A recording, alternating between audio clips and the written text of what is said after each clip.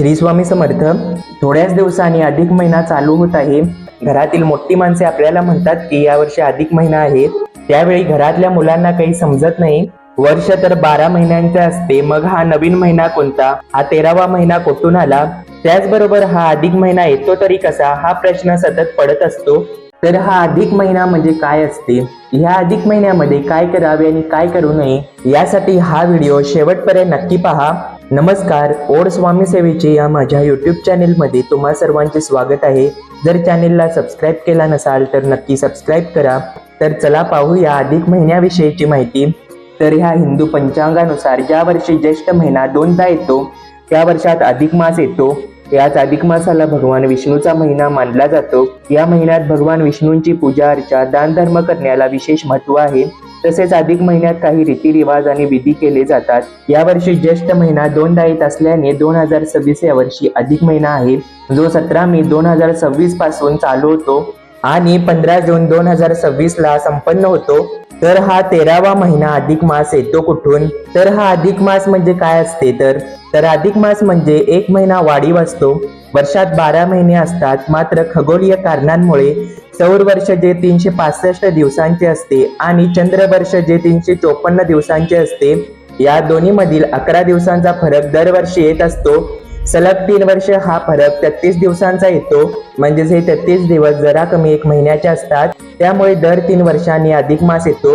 या अधिक मासामुळे पंचांगावर परिणाम होऊन वर्षातील सर्व सण काही दिवसांसाठी पुढे ढकलले जातात. हा महिना जवळपास 30 ते 33 दिवसांचा असल्याने वर्षातील महिने 13 होतात. यामुळे ज्येष्ठ महिना दोनदा गणला जातो. या अधिक महिन्यालाच मल मास, पुरुषोत्तम मास किंवा धोंड्याचा महिना असे म्हणून संबोधले जाते.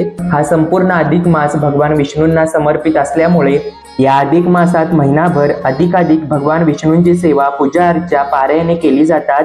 या महिन्यात भगवान विष्णूंची भक्ती, उपासना, पूजा, व्रतवैकल्य केल्यास अत्यंत पुण्यदायी आणि फलदायी असते. जो कोणी मनुष्य अधिक मासात संपूर्णपणे सात्विक भोजन करतो, भगवान विष्णूंची आराधना करतो, पूजा अर्चा करतो, त्या व्यक्तीवरती कायम भगवान विष्णूंची कृपा राहते अशी मान्यता आहे. या महिन्यात दान धर्म करणे अधिक पुण्याचे मानले जाते. अधिक मास हा धार्मिक दृष्ट्या महत्वाचा मानला गेल्यामुळे अनेक जण धार्मिक विधी या काळात करत असतात.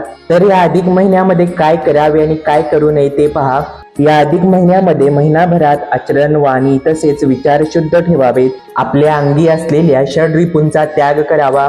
आपल्या आराध्य देवतेचे तसेच श्री विष्णूंची पूजा अर्चा, मंत्र, स्तोत्र, उपासना, पारायणे आपल्याला जेवढे जमेल तेवढे करता येईल तेवढे करावे. हा महिना भक्तीसाठी श्रेष्ठ असल्याने या पूर्ण महिन्यामध्ये मांसाहार करू नये. मांसाहार वर्ज्य करावा.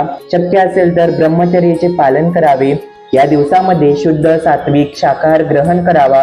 काही जण या अधिक मासात फलाहार करून संपूर्ण अधिक मासात व्रत करतात, तर काही जण या महिन्यात उपवास करणे किंवा एक वेळ भोजन करणे किंवा मौन भोजन करण्याचे व्रत करतात.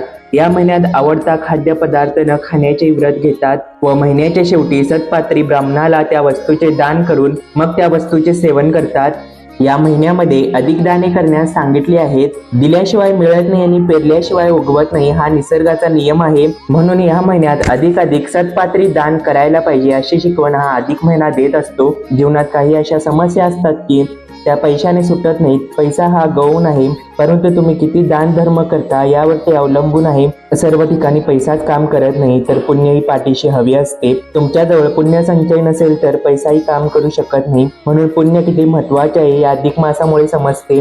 त्यामुळे या अधिक मासामध्ये आपल्याला जेवढे पुण्य कमावता येईल तेवढे पुण्य कमवावे. या अधिक मासामध्ये खाण्यापिण्यासोबतच मन ही शुद्ध ठेवावे. आपल्या वागण्यामध्ये, बोलण्यामध्ये शांतता, संयम आणि मधुरता असावी. मनात कोणाविषयी कपट, राग, द्वेष धरू नये. या अधिक मासामध्ये लेकीला आणि जावयाला सन्मानाने घरी बोलावून त्यांचे औक्षण करून त्यांना भेटवस्तू व अधिक मासाचे वाण द्यावे. या महिन्यामध्ये सेवा म्हणून श्री स्वामी समर्थ महाराजांचा मंत्र, श्री स्वामी चरित्र सारामृत, त्याचबरोबर 700 श्लोकी भागवत, मोठे सुलभ भागवत, मोठे नवनाथ, त्याचबरोबर 9 अध्यायांचे 900 श्लोकी नवनाथ, गुरुचरित्र पारायण, श्रीपाद श्रीवल्लभ पारायण, गीतेचा 15वा अध्याय, गीतेचे 18 नावे, व्यंकटेश स्तोत्र, विष्णू सहस्त्रनाम म्हणून सेवा, अभिषेक, पुष्पार्चन, त्याचबरोबर तुलसीपत्र अर्चन करावे. आपल्याला जमेल तसे रोज महिनाभर एका दिवशी एक याप्रमाणे तुम्ही सगळ्या सेवा करू शकता. शिवाय या अधिक महिन्यामध्ये 1, 5, 7, 11, 21 किंवा 33 सलग सत्यनारायणही करू शकता. अशा प्रकारे आपल्याला जी सेवा योग्य वाटेल ती तुम्ही करू शकता. आपापल्या परीने अधिक सेवा, अधिक दान धर्म करावा. हा अधिक महिना धार्मिक गोष्टींसाठी जरी चांगला असला तरी काही गोष्टींसाठी हा चांगला नाही. या अधिक महिन्यामध्ये कोणत्या गोष्टींचे काटेकोरपणे पालन केले पाहिजे ते पहा. या अधिक महिन्यामध्ये लग्न, मुंज, वास्तुशांती, गृहप्रवेश, मंगल कार्य टाळावीत. या अधिक महिन्यामध्ये नवीन गोष्टींची कोणतीच सुरुवात करणे शुभ नसते. नवीन वस्तू, घर किंवा वाहन खरेदी करणे या महिन्यात योग्य नसते. त्यामुळे जी काही देवकार्य असतील, शुभ कार्य असतील ती या महिन्यात करू नयेत. रोजच्या देवपूजेसाठी हा नियम लागू होत नाही. आपल्या घरातील देवांची पूजा रोज करावी. चुकूनही या महिन्यामध्ये मांसाहार करू नये. महिनाभर सूर्य एकाच राशीत राहतो, त्यामुळे या महिन्यामध्ये केलेली कोणतीच कामे टिकत नाहीत. ज्याप्रमाणे नाण्याला दोन बाजू असतात त्याचप्रमाणे हा अधिक महिना शुभ तसेच अशुभही आहे. त्यामुळे जे करायला पाहिजे ते करावे आणि जे करू नये ते टाळावे. अशा प्रकारे ही अधिक महिन्याची सविस्तर माहिती आहे. तर हा अधिक महिन्याचा सविस्तर व्हिडिओ तुम्हाला कसा वाटला ते कमेंट करून नक्की सांगा. जर हा व्हिडिओ आवडला तर लाईक करा, शेअर करा, सबस्क्राईब करा. श्री स्वामी समर्थ.